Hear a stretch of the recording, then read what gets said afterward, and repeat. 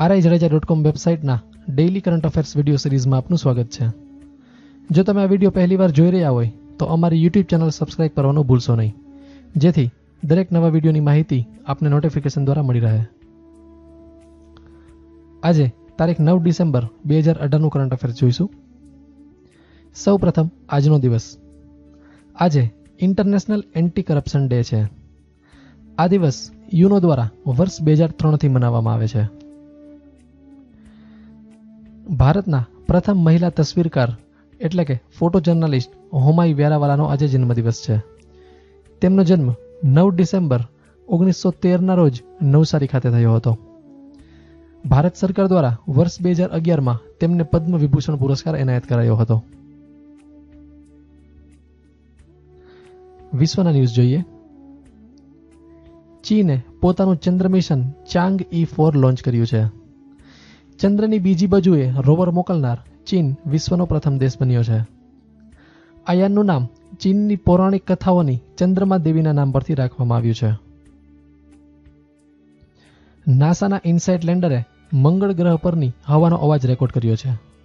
અગાઉ વર્ષ 1976માં મંગળ પર હવા હોવાના સંકેત મળ્યા હતા, પરંતુ તેને ઓછી ફ્રીક્વન્સીને લીધે રેકોર્ડ કરી શકાયા ન હતા।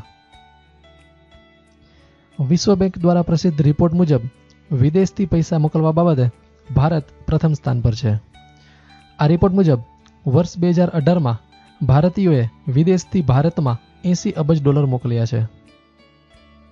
આ યાદીમાં બીજા સ્થાન પર ચીન તેમજ ત્રીજા સ્થાન પર ફિલિપાઇન્સ અને મેક્સિકોનો સમાવેશ થાય છે। મેક્સિકોની વનેસા પોન્સ દ લિયોએ આ વર્ષનો મિસ વર્લ્ડનો ખિતાબ જીત્યો છે। આ કાર્યક્રમનું આયોજન ચીનના સાન્યા શહેરમાં થયું હતું, જેમાં ઉપવિજેતા એટલે કે રનર્સઅપ તરીકે થાઇલેન્ડની નિકોલિન રહી છે। મિસ વર્લ્ડ વનેસાને પૂર્વ મિસ વર્લ્ડ એટલે કે ભારતની માનુષી છિલ્લરે તાજ પહેરાવ્યો હતો। આ સ્પર્ધામાં ભારતની અનુકૃતિ વાસ 30મા સ્થાન પર રહી હતી। યાહુ યર ઇન રિવ્યુ લિસ્ટમાં નરેન્દ્ર મોદીને પ્રથમ સ્થાન આપવામાં આવ્યું છે। આ યાદીમાં બીજા સ્થાન પર રાહુલ ગાંધી તેમજ ત્રીજા સ્થાન પર પૂર્વ CJI દીપક મિશ્રાનો સમાવેશ કરાયો છે। ભારતના ન્યૂઝ જોઈએ। માહિતી અધિકાર હેઠળ મળેલી માહિતી મુજબ છેલ્લા 10 વર્ષમાં ભારતમાં 384 વાઘનો શિકાર થયો છે। ભારત સરકાર દ્વારા વાઘના રક્ષણ માટે પ્રોજેક્ટ ટાઈગર વર્ષ 1973માં શરૂ કરવામાં આવ્યો હતો। વર્ષ 2014ની વસ્તી મુજબ ભારતમાં 2226 વાઘ છે, જે વિશ્વમાં સૌથી વધુ છે। ગુજરાતના ન્યૂઝ જોઈએ। વાઇબ્રન્ટ સમિટ 2019ના આયોજન માટે મુખ્યમંત્રી રૂપાણી અને વડાપ્રધાન મોદી વચ્ચે બેઠક થઈ છે। વાઇબ્રન્ટ સમિટ 2019માં 100થી વધુ દેશોના 30,000થી પણ વધુ ડેલિગેટ્સ ભાગ લેનાર છે, જેમાં 12 દેશ કન્ટ્રી પાર્ટનર રહેશે। તેમજ 100થી વધુ ફ્યુચર ટેકનોલોજી અંગે સાયન્સ સિટી ખાતે સ્ક્રીન શો પણ યોજાશે। 15 થી 27 જાન્યુઆરી 2019 દરમિયાન શોપિંગ ફેસ્ટિવલનું આયોજન કરાશે। આ દરમિયાન આફ્રિકા ડેની પણ ઉજવણી કરાશે। ગુજરાતના એક્સપોર્ટનો 30% હિસ્સો આફ્રિકામાં જાય છે। રમતગમતના ન્યૂઝ જોઈએ। હોકી વર્લ્ડ કપમાં ભારતે કેનેડાને પરાજય આપી અને 20 વર્ષ બાદ ક્વાર્ટર ફાઇનલમાં સ્થાન બનાવ્યું છે। આ સ્પર્ધામાં ભારતે કેનેડાને 5-1થી પરાજય આપ્યો હતો। હાલમાં આ વર્લ્ડ કપમાં 7 પોઈન્ટ સાથે ભારત પોતાના ગ્રુપમાં ટોચના સ્થાન પર છે। ભારતની અન્વેષા સિંહે કોમનવેલ્થ કરાટે ચેમ્પિયનશિપમાં ગોલ્ડ મેડલ જીત્યો છે। વિદ્યાર્થીઓને ખાસ જણાવવાનું કે જો આ વિડીયો તમને પસંદ આવી રહ્યો હોય તો વિડીયોને લાઇક કરવાનું ભૂલશો નહીં। તારીખ 9 ડિસેમ્બર 2018ના ન્યૂઝ અત્રે પૂર્ણ થાય છે। ગઈકાલ એટલે કે તારીખ 8 ડિસેમ્બર 2018ના ન્યૂઝનું ક્વિક રિવિઝન જોઈએ। ગઈકાલે સાર્કનો 34મો ઘોષણાપત્ર દિવસ મનાવવામાં આવ્યો। ગઈકાલે સબમરીન ડે પણ હતો। આ દિવસ ભારતીય નૌસેના દ્વારા 8 ડિસેમ્બરના રોજ મનાવાય છે। 8 ડિસેમ્બર 1967માં ભારતની પ્રથમ સબમરીન INS કલવરી શરૂ કરવામાં આવી હતી, જેને આધારે આ દિવસ મનાવવામાં આવે છે। લેખક, તત્વજ્ઞ અને ભાષાશાસ્ત્રી પંડિત સુખલાલજી સંઘવીનો ગઈકાલે જન્મદિવસ હતો। તેમનો જન્મ 8 ડિસેમ્બર 1880ના રોજ સુરેન્દ્રનગર જિલ્લાના લીમડી ખાતે થયો હતો।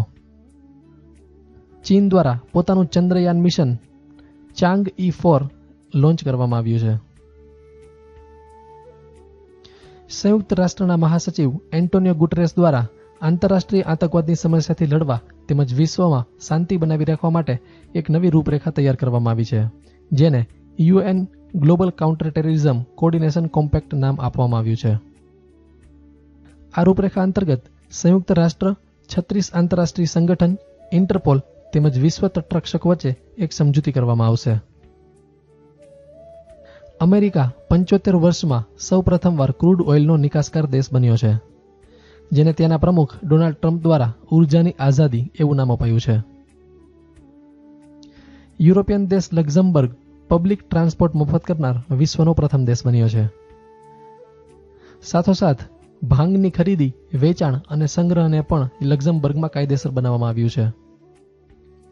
ફોર્બ્સ દ્વારા પ્રસિદ્ધ વિશ્વની 100 શક્તિશાળી મહિલાઓની યાદીમાં ભારતની 4 મહિલાઓનો સમાવેશ કરાયો છે.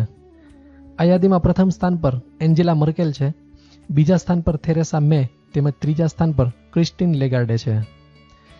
ભારતની મહિલાઓની વાત કરીએ તો 51મા સ્થાન પર રોશની નાદાર મલ્હોત્રા છે, 60મા સ્થાન પર કિરણ મજુમદાર શો, 88મા સ્થાન પર શોભા ભરતિયા તેમજ 94મા સ્થાન પર અભિનેત્રી પ્રિયંકા ચોપરાનો સમાવેશ થાય છે.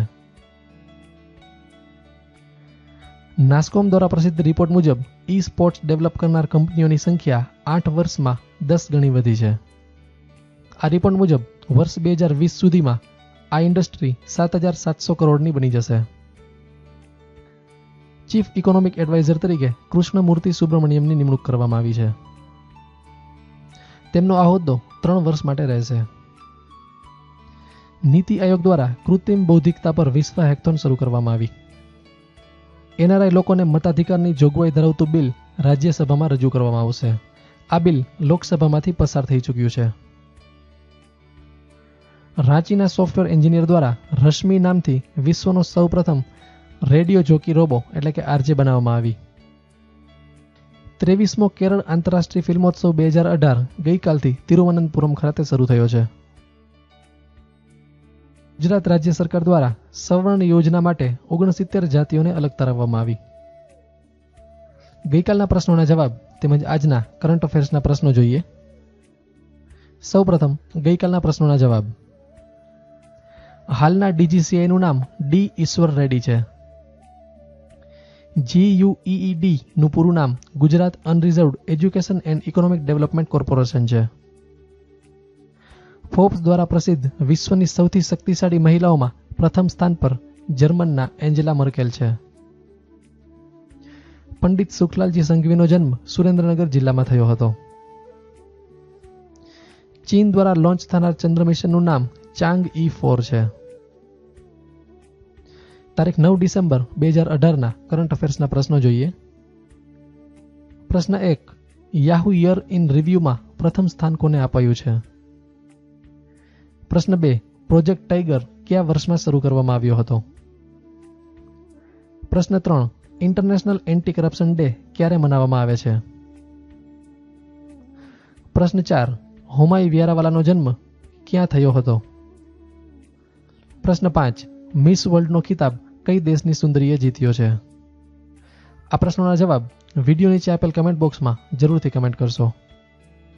સ્પર્ધાત્મક પરીક્ષાઓની તૈયારી માટેના વિવિધ વિડીયો ટ્યુટોરિયલ્સ જોવા માટે RIJADEJA.com ની YouTube ચેનલ જરૂરથી સબસ્ક્રાઇબ કરો. જો તમારે નવા વિડીયોના નોટિફિકેશન્સ મોબાઈલ પર જોઈતા હોય તો સબસ્ક્રાઇબ કર્યા બાદ તેની પાસે રહેલું બેલનું આઇકોન ક્લિક કરવાનું ભૂલશો નહીં, જેથી દરેક નવા વિડીયોની માહિતી તમને નોટિફિકેશન દ્વારા મળી રહે. જો આ વિડીયો તમને પસંદ આવ્યો હોય તો વિડીયોને લાઇક કરી મિત્રો સાથે જરૂરથી શેર કરશો. આ વિડીયો વિશેના પ્રતિભાવો કમેન્ટ બોક્સમાં જરૂરથી કમેન્ટ કરશો, જેથી તેની ગુણવત્તામાં સુધારો કરી શકાય. Thank you.